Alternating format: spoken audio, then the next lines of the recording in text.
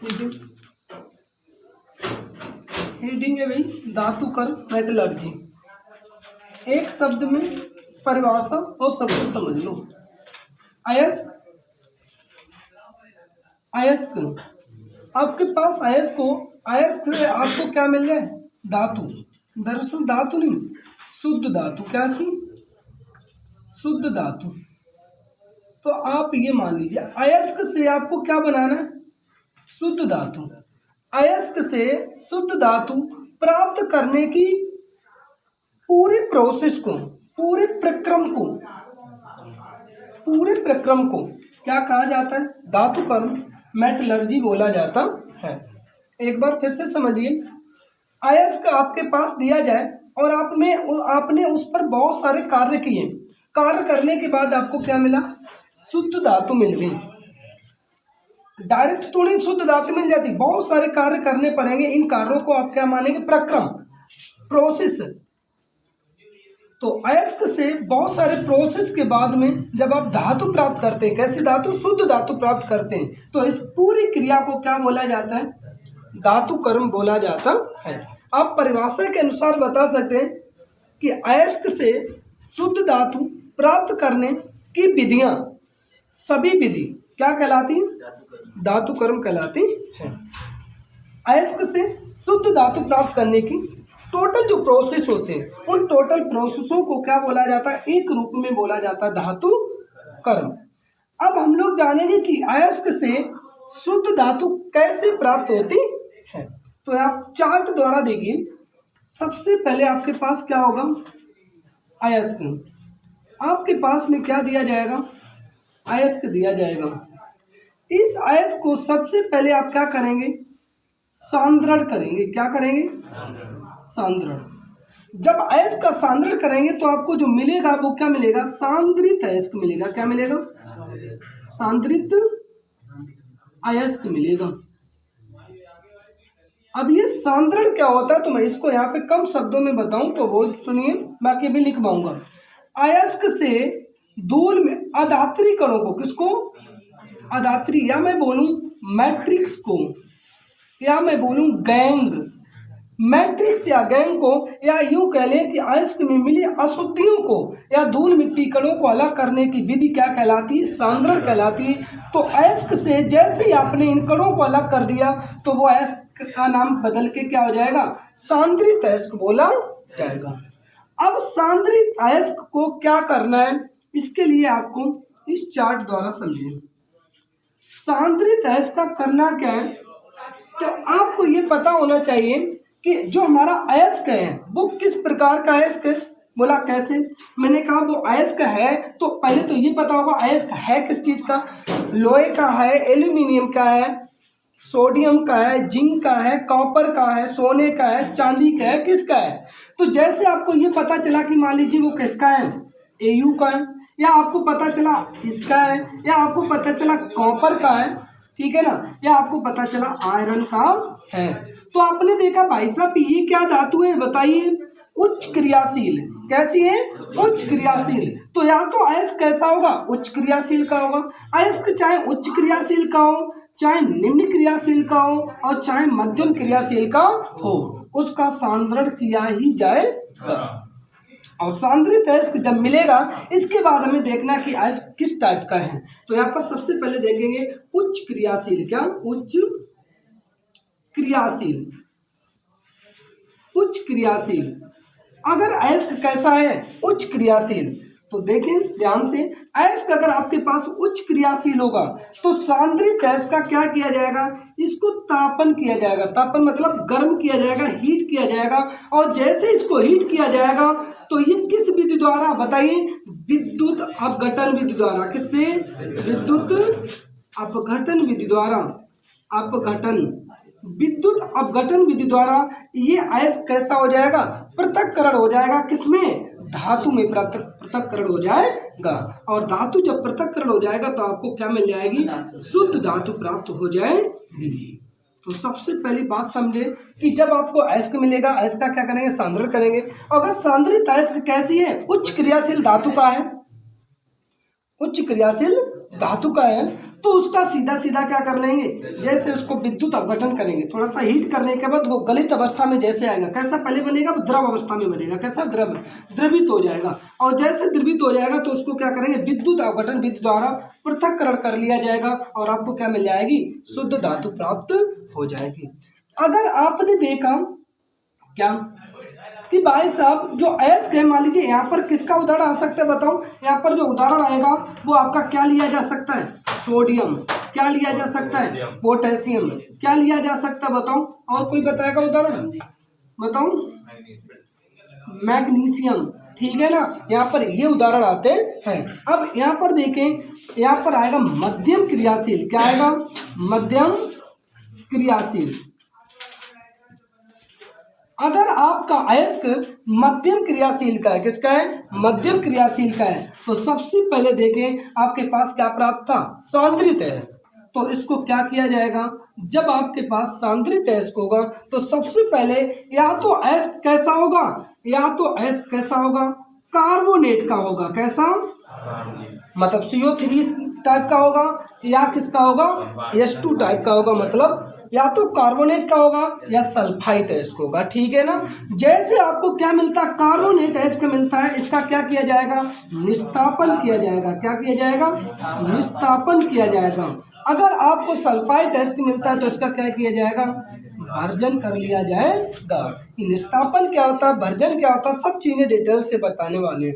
हालांकि मैं अगर एक शब्द में बोलूं, भर्जन क्या होता है, जब अयस्क को गर्म किया जाए लेकिन किसकी उपस्थिति में, O2 या वायु की उपस्थिति में गर्म किया जाता है तो यह क्रिया क्या कहलाती है, भर्जन कहलाती है। जबकि जब अयस्क को वायु की अनुपस्थिति में, अर्थात जहाँ पर O2 नहीं हो, जब गर्म किया जाए तो क्या कहलाता है, निस्तापन कहलाता है। इस प्रकार जो आपको मिलेगा वो क्या मिलेगा, ऑक्साइड अयस्क मिलेगा, क्या मिलेगा, धातु ऑक्साइड मिलेगा, क्या मिलेगा, धातु ऑक्साइड मिलेगा। आपको सबसे पहले धातु ऑक्साइड मिल जाएगा। अब इस धातु ऑक्साइड का क्या किया जाएगा, धातु ऑक्साइड का किया जाएगा अपचयन, क्या किया जाएगा, अपचयन, अपचयन कर लिया जाएगा। बात सुन लेना, अपचयन, धातु ऑक्साइड का क्या कर लिया जाएगा, अपचयन। अगर मैं बोलूं अपचयन करने के बाद जो आपको मिलेगा वो कैसी मिलेगी, अशुद्ध धातु, कैसी मिलेगी, अशुद्ध। फिर अशुद्ध को क्या कर लिया जाएगा, शुद्ध कर लिया।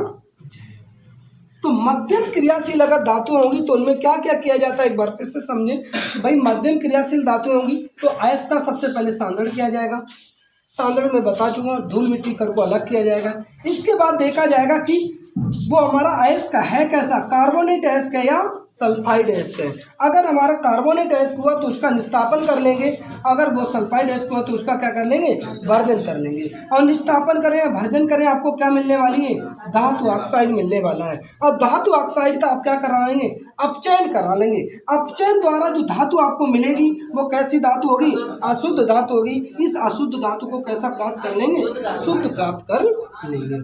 अब नंबर 3 आ जाइए, जिसमें आता है निम्न क्रियाशील, क्या आएगा, निम्न क्रियाशील, निम्न क्रियाशील धातु, निम्न क्रियाशील धातु।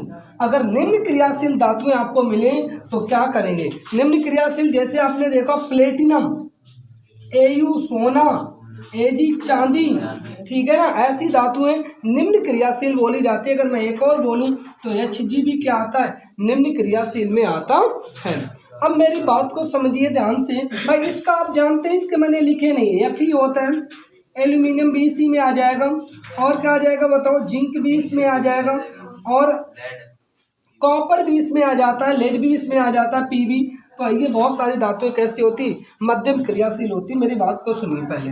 अगर निम्न क्रियाशील धातुएं आ गई तो क्या करेंगे, निम्न क्रियाशील जैसे धातु आएगी तो ये या तो ये अधिकतर पता है किस प्रकार के अयस्क होते हैं, सल्फाइड अयस्क होते हैं। कैसे अयस्क होते हैं, तो ये सल्फाइड अयस्क होते हैं। देखो मतलब क्या हुआ है मैं बता रहा हूँ। पहले सल्फाइड अयस्क होंगे, कैसे अयस्क होंगे, सल्फाइड अयस्क होंगे। मतलब क्या है, अगर सल्फाइड अयस्क होते हैं तो इनका क्या किया जाएगा, भर्जन किया जाएगा। बात समझ में आई, इनका क्या कर लिया जाएगा, भर्जन। और भर्जन के बाद जो प्राप्त होगा उसका क्या किया जाएगा, जो भर्जन के बाद जो प्राप्त होगी वो अशुद्ध धातु प्राप्त होगी। कैसी, अशुद्ध।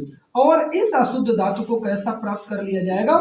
शुद्ध प्राप्त कर लिया जाएगा, मतलब शुद्ध धातु प्राप्त कर लिया जाएगा। हाँ ध्यान रखना, इसको जैसे प्राप्त किया जाता है उस विधि को क्या बोला जाता है? शोधन।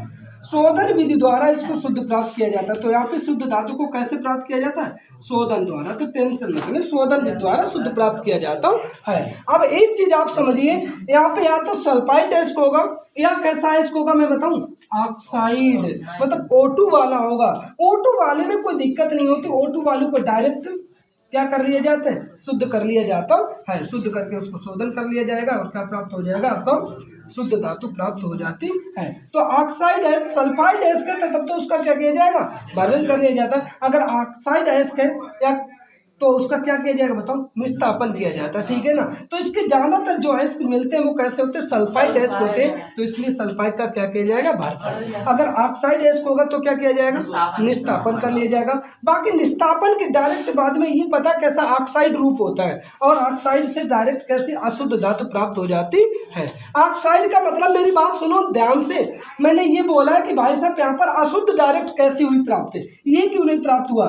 धातु ऑक्साइड क्यों नहीं प्राप्त हुआ? तो मैं बता दूं, धातु ऑक्साइड प्राप्त होता है लेकिन उसको थोड़ा सा गर्म करने पर मैंने बोला था O2 इससे आसानी से अलग हो जाता है।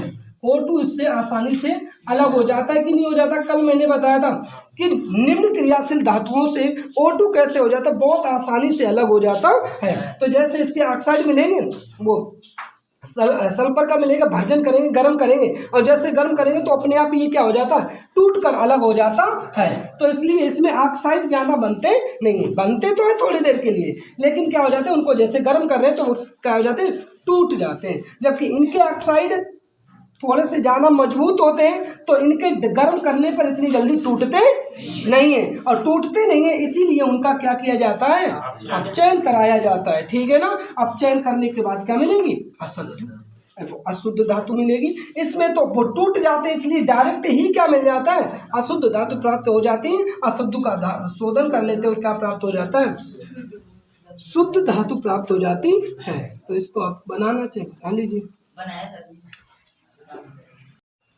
ठीक है। एस का सांद्रण, ये सांद्रण हम कर क्यों रहते हैं? तुमने कल जाना था कि कोई भी चीज आपके पास सबसे पहले क्या होगा? अयस्क। इस अयस्क से आपको शुद्ध धातु प्राप्त करनी है। कैसी? शुद्ध धातु। और इस अयस्क से शुद्ध धातु प्राप्त करने के लिए हमने बहुत सारे क्या देखे थे? प्रोसेस। नंबर 1 इसमें क्या पहले इसका सांद्रण किया जाता था, भर्जन, निस्तापन और अशुद्ध धातु फिर उसका शुद्ध धातु प्राप्त करने की विधि। ये बहुत सारे प्रक्रम हमने अपनाए थे और इन प्रक्रमों से गुजरने वाली पूरी प्रक्रिया को पता है हम लोगों ने क्या कहा था? धातु कर्म। धातु कर्म अर्थात किसी भी अयस्क से शुद्ध धातु प्राप्त करने की क्रिया क्या कहलाती? धातु कर्म। उस धातु कर्म का जो पहला पड़ाव था या पहला प्रोसेस था या पहला प्रोसेस बोले प्रोसेस या फिर कह लें पहला प्रक्रम, शुद्ध अयस्क से शुद्ध धातु प्राप्त करने का पहला प्रक्रम। किसका प्रक्रम? धातु कर्म का। धातु कर्म का पहला प्रक्रम कह लें या पहली विधि कह लें तो सबसे पहले जो अयस्क के साथ में किया जाता है वो क्या होता है? अयस्क का सांद्रण किया जाता है। सबसे पहले अयस्क का क्या किया जाएगा? सांद्रण। सांद्रण करने के बाद कोई अन्य विधि अपनाई जाएगी, फिर हम लोग को क्या प्राप्त हो जाएगी? शुद्ध धातु प्राप्त हो जाएगी। तो उसी में सबसे पहले अयस्क का क्या है बताओ? सांद्रण। ये किसका प्रोसेस है बताओ? धातु कर्म का। किसी भी धातु को शुद्ध प्राप्त करने के लिए जो पहला प्रक्रम होता है उसे क्या कहते हैं? अयस्क का सांद्रण। यहाँ से देखिए सांद्रण। तो जब भी हम एक फ्लो चार्ट द्वारा बताते हैं समझिए, सांद्रण अभी किसका सांद्रण करने जा रहे हैं? अयस्क का। और जब अयस्क का सांद्रण करते हैं तो इस सांद्रण को 3 विधियों में बांटा जाता है। किसी भी अयस्क का सांद्रण 3 विधियों द्वारा कर सकते हैं। नंबर 1 में बताऊं तो गुरुत्व पृथक्करण विधि। पृथक्करण विधि, गुरुत्व पृथक्करण विधि। नंबर 2 में बताऊं फेन प्लवन विधि। फेन या कह लें झाग, वैसे ये आपको नाम लिखा मिलता है फेन प्लवन विधि। प्लवन विधि, फेन प्लवन विधि। और इसके बाद में जो तीसरी प्रक्रम आता है उसको कहते हैं चुंबकीय पृथक्करण विधि। पृथक्करण विधि, चुंबकीय पृथक्करण विधि। ये क्लियर हो जाना चाहिए कि अयस्क का सांद्रण, सबसे पहले अयस्क आपको मिलेगा उसका क्या करेंगे सांद्रण, और सांद्रण को 3 विधियों द्वारा करते हैं। तीनों विधियों द्वारा नहीं गुजारा जाता, किसी एक विधि द्वारा अयस्क का सांद्रण कर लिया जाता। कैसे कैसे सांद्रण करेंगे? तो सबसे पहले अयस्क की क्या की जाती है? पहचान। अयस्क को क्या करना रहता है? पहचान करनी रहती है कि अयस्क है कैसा। मतलब इसका क्या है कि अयस्क सल्फाइड अयस्क है, कार्बोनेट अयस्क है, या ऑक्साइड अयस्क है। तो इस चीज की पहले पहचान की जाती है। और मैं बताऊं, अयस्क में मिली अशुद्धियां भारी हैं या हल्की हैं। अयस्क में मिली अशुद्धियां हल्की हैं या भारी हैं। तो मैं बताऊं, जब आपको कोई अयस्क मिला, ये अयस्क मिला और आपने एक अयस्क का क्या करना है? सांद्रण करना है। तो जैसे आपने देखा, मैं बताऊं, SnO2 बताइए क्या होता है? Tin oxide. Sn किसका होता है? टिन का, टिन ऑक्साइड। और Fe2O3 आयरन ऑक्साइड। अब मेरी बात सुनिए, ये दोनों ही पदार्थ कैसे हैं? भारी। कि भारी का मतलब क्या होता है? कोई ऐसी चीज जिसको पानी में डाले और कहाँ पे बैठ जाए? नीचे।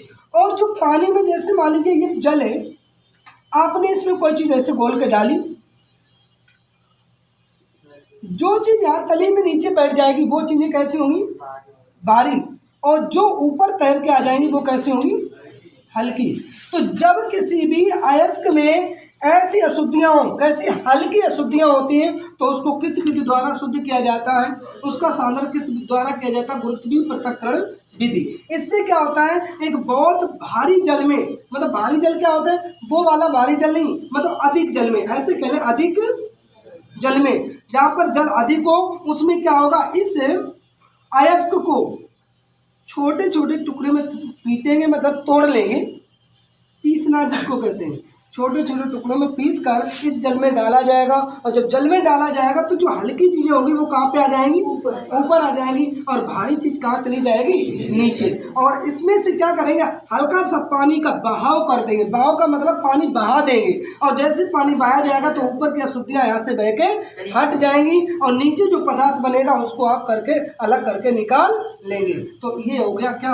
अयस्क का सांद्रण। इस सांद्रण में कुछ भी नहीं है। क्या होता है? केवल आपको इतना लिखना है कि जब किसी भी अयस्क में हल्की अशुद्धियां पाई जाती हैं, या जब अयस्क कैसा होता है? भारी अयस्क होता है, तो उसमें उपस्थित अशुद्धियों को, या आप पता है क्या कह सकते हैं? गैंग को, या क्या कह सकते हैं? मैट्रिक्स को, ठीक है ना, या कह सकते हैं अधात्री कण को। तो आप कैसे देखो, कितना सुंदर, कितना अच्छा लिख सकते हैं। आप लिखेंगे कि जब किसी अयस्क में हल्की मैट्रिक्स या गैंग या अधात्री कण उपस्थित होते हैं, तो उनका सांद्रण गुरुत्व पृथक्करण विधि द्वारा किया जाता है। ठीक है ना। इसमें क्या होता है? भारी अयस्क जल के तली में, जहाँ पे जल होता है उसमें डालेंगे, उस तली में बैठ जाएगा, जबकि हल्की अशुद्धियां पानी के द्वारा, पानी के साथ बहकर चली जाएगी। और क्या होता है? दूसरी चीज और होती है इसमें। कुछ अशुद्धियां कैसी होती हैं? पानी में घुलने वाली। कैसी होती है? पानी में घुलने वाली, जो पानी के साथ घुल जाएंगी तो घुल के कहाँ चली जाएंगी? बाहर हो जाएंगी। क्या बात समझ में आई? तो इस विधि द्वारा आपने क्या क्या सीखा? केवल इतना याद रखेंगे, अयस्क को छोटा छोटा टुकड़ों में तोड़ना है या पीसना है, ठीक है ना। इसके बाद जहाँ पर अधिक पानी हो उस पानी में इसको भिगो देना, और जैसे आप भिगोएंगे तो कुछ अशुद्धियाँ कहाँ पर मिल जाएंगी? पानी में मिल जाएंगी, घुल जाएंगी, और कुछ अशुद्धियाँ तैर कर कहाँ जाएंगी? ऊपर। उसमें से थोड़ा पानी चला देंगे, पानी को बहा देंगे, तो ये अशुद्धियाँ दूर हो जाएंगी। या आप यूँ बताओ, जैसे कपड़े धुलते हो तो तो कपड़े के साथ में आपकी क्या मिली थी, अशुद्धियाँ मिली थी। लेकिन कपड़े को जैसे अधिक पानी में डुबोया तो उसमें से गंदगी किस में घुल गई, जल में, या पानी में जल में अशुद्धियाँ घुल जाती तो उसे ही कहते हैं घुलना। और उस जल में आपने कपड़े को क्या किया, निकाल लिया और पानी को बहा दिया तो अशुद्धियाँ बह गई। कुछ इसी प्रकार से इसमें भी ऐसा होता है। होता क्या है, जैसे उसको डाला जाता है तो नीचे जो बैठ जाता है वो क्या होता है, अयस्क।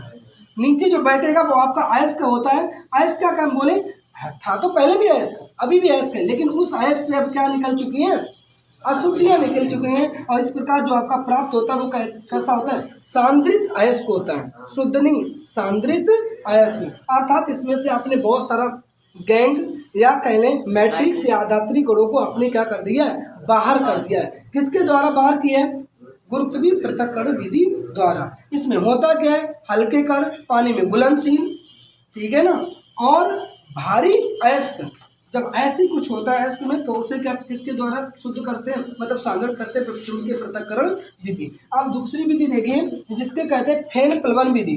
फेन प्लवन विधि में क्या होता है और चुंबकीय पृथक्करण विधि में क्या होता है। अगर फेन बोले तो आपका होता है झाग, ये लिखा तो है, फेन प्लवन विधि कह लें या झाग कह लें। इसमें क्या होता है, ध्यान से सुनना, केवल इसी पॉइंट को ही आपको पकड़ना है। यस, जब अयस्क में कैसी अशुद्धियां होती हैं, सल्फाइड अशुद्धियां होती, कैसी, सल्फाइड। जब सल्फाइड अशुद्धियां होती किसमें, अयस्क में, जब अयस्क में सल्फाइड अशुद्धियां पाई जाती हैं तो उस अयस्क का सांद्रण फेन प्लवन विधि द्वारा किया जाता है। एक तो ये बात। दूसरी, अब इसमें करते क्या है तो सुनिए। एक आप बड़ा सा क्या लेंगे, ऐसे बड़ा सा भगोना या ऐसी चीज ले लीजिए जिसमें कोई, जैसे मान लीजिए आपको भाई जितना अयस्क को उसी हिसाब से पानी से भरा कोई पात्र ले लेंगे, या तो कोई आप इतनी बड़ी कोई टंकी बना दीजिए, ऐसे उसमें पानी भरिए। पानी भरने के बाद क्या करेंगे, पानी भरने के बाद इसमें क्या डालेंगे, अयस्क डालेंगे। कैसा, पीस पीस के अयस्क डाल देंगे। और जब आप अयस्क को पीस कर डाल देंगे तो क्या होगा, कुछ तो अशुद्धियाँ पानी में मिल जाएंगी, कुछ अशुद्धियाँ जो होंगी वो कहाँ पर बैठ जाएंगी, अशुद्धियाँ कहाँ बैठेंगी, बात को सुनना, नीचे कब बैठेंगी तो इसको सुनिए। इसमें मिलाया जाता है एक तेल जिसको कहते हैं चीड़ का तेल। किसका, चीड़ का तेल। ये चीड़ का तेल क्या करता है, अयस्क को, देखो इस चीड़ का तेल में से होता क्या है कि जो अशुद्धियाँ होती हैं वो कहाँ बैठ जाती हैं, नीचे। नीचे क्या बैठेगी बताओ, गैंग। नीचे क्या बैठेगा, गैंग कह लें या आधात्री कण कह लें या मैट्रिक्स कह लें, वो कहाँ बैठेगी, नीचे बैठ जाएंगी। जैसे आपने चीड़ का तेल मिलाया तो आपका अयस्क, क्या, अयस्क, अयस्क झाग के रूप में कहाँ पर आ जाता है, झाग के रूप में ऊपर आ जाता है। इसीलिए इस विधि का नाम भी फेन या झाग इसीलिए रखा गया। क्यों, क्योंकि जैसे इसमें तेल का चीड़ का तेल मिलाया जाता है तो झाग कहाँ पे आ जाता है, ऊपर बन के आ जाता है। और इस झाग को ऐसे हटा हटा के अलग कर लिया जाता है। और जो अलग होता है वो कैसा होता है, सांद्रित अयस्क। क्या होता है, सांद्रित अयस्क कहलाता है। सांद्रित अयस्क आपको मिल जाता है। कैसा है इसका सांद्रित अयस्क, कब, जो आपने फेन निकाल लिया, अशुद्धियाँ कहाँ रह गई, अशुद्धियाँ इसकी तली में जमा हो गई, ठीक है। कुछ अशुद्धियाँ कहाँ रहेंगी, इसके पानी में घुल गई, ठीक है ना। इसमें अशुद्धियाँ कहाँ थी बताइए, ऊपर आ गई थी और बहा दिया गया था, पानी के साथ में घुल गई थी और बहा दिया गया। इसमें क्या हुई, अशुद्धियाँ कहाँ पे बैठी, नीचे। लेकिन इसमें केवल उसी अयस्क का सांद्रण करते हैं जिसमें क्या मिला हो, सल्फाइड हो, अर्थात जिसमें सल्फर मिला होता है, उस प्रकार के अयस्क को इसमें सांद्रित किया जाता है। और इसमें किस अयस्क का सांद्रण किया जाता है, देखो ये ऑक्साइड, वैसे तो ऑक्साइड अयस्क है, या आप यहाँ पर क्या कहेंगे, भारी अयस्क का सांद्रण किया जाता है, जिसमें धातु जो ऑक्साइड के रूप में पाई गई वो कैसी होनी चाहिए, भारी। अब आते हैं चुंबकीय पृथक्करण विधि। इस विधि में क्या होता है, जब भी आपको चुंबकीय अशुद्धियां मिली हो, कैसा, चुंबकीय क्या होता है, एक तो होता है चुंबक के साथ जो चुंबक चिपक जाए वो क्या होगा, चुंबकीय। जिसमें आकर्षण या प्रतिकर्षण का गुण पाया जाए वो कैसा होता है, चुंबकीय। वैसे तो आप यही मानते हैं कि चुंबक के साथ में जो चिपक जाए, ऐसे मान लीजिए। और जो चुंबक से ना चिपके, भाई इसमें क्या होगा, एक तो होता है चुंबकीय, एक होता अचुंबकीय। तो बात इससे ये स्पष्ट हो गई क्या, जैसे मान लीजिए ये मार्कर है और ये चुंबक है, और इस चुंबक से ये मार्कर नहीं चिपका तो ये मार्कर कैसा होगा, अचुंबकीय। मान लीजिए आपने लोहे की कील लाए से, वो इस चुंबक से चिपक गई तो लोहे की कील कैसी होगी, चुंबकीय। तो इस विधि द्वारा उन अयस्कों का सांद्रण किया जाता है जिसमें चुंबकीय और अचुंबकीय पदार्थ होते हैं, या तो उसमें चुंबकीय अशुद्धियां होंगी या अचुंबकीय अशुद्धियां होती हैं। ठीक है, कैसे किया जाता है, मान लीजिए किसी पात्र में आपने क्या लगाई, चुंबक लगा दिए ऐसे, मान लीजिए यहाँ पर चुंबक लगा दिए ऐसे ऐसे, और कोई पात्र ऐसे बना लिया। अब इससे कोई पिसा हुआ पदार्थ आप ढीलेंगे, कौन पिसा हुआ पदार्थ क्या होगा, अयस्क। अयस्क पिसे हुए अयस्क को यहाँ से गुजारेंगे, तो जब ये चुंबक लगे हुए हैं तो चुंबकीय पदार्थ बता, चुंबकीय जो चुंबक से चिपक जाता है वो तो चिपक जाएगा, और जो चुंबक से अचुंबकीय होगा वो कहाँ गिरे, जाके यहाँ पे इकट्ठा हो जाएगा। तो आपने जो चिपक गया उसको अलग कर लिया और जो नहीं चिपका उसको अलग कर लिया। तो इस विधि द्वारा किसका पृथक्करण किया जाता है, चुंबकीय पृथक्करण विधि द्वारा चुंबकीय पदार्थ और अचुंबकीय पदार्थों को अलग किया जाता है। दोबारा से फिर सुनिए, यहाँ पर चुंबकीय अचुंबकीय बोला है, ये बिल्कुल नहीं बोला कि सल्फर होगा कि ये होगा। अगर मेरी बात सुनिए, कोई सल्फाइड अयस्क है उसमें चुंबकीय पदार्थ भी है, तो उसको पहले तो इससे गुजारो, फिर चुंबकीय पदार्थ जब अलग हो गया फिर आप किससे गुजारेंगे, इससे। तो जरूरी नहीं होता किसी को एक ही विधि द्वारा सांद्रित कर लिया जाएगा, हो सकता दो विधियां अपनानी पड़े, हो सकता तीनों अपनानी पड़े। क्यों, क्योंकि ऐसा वो पदार्थ ही क्या करोगे, उसमें दो सभी प्रकार की अशुद्धियां बनी तो क्या होगी, सभी विधियां अपनानी पड़ेंगी। अगर कोई एक अशुद्धि होगी तो फिर एक विधि को अपनाना पड़ेगा। इसे कहते हैं अयस्क का सांद्रण। और सांद्रण की तीनों विधियों को आपको देखिए, धातु का निष्कर्षण, अर्थात सीधा सा स्पष्ट यहीं से हो रहा, धातु को निकालना।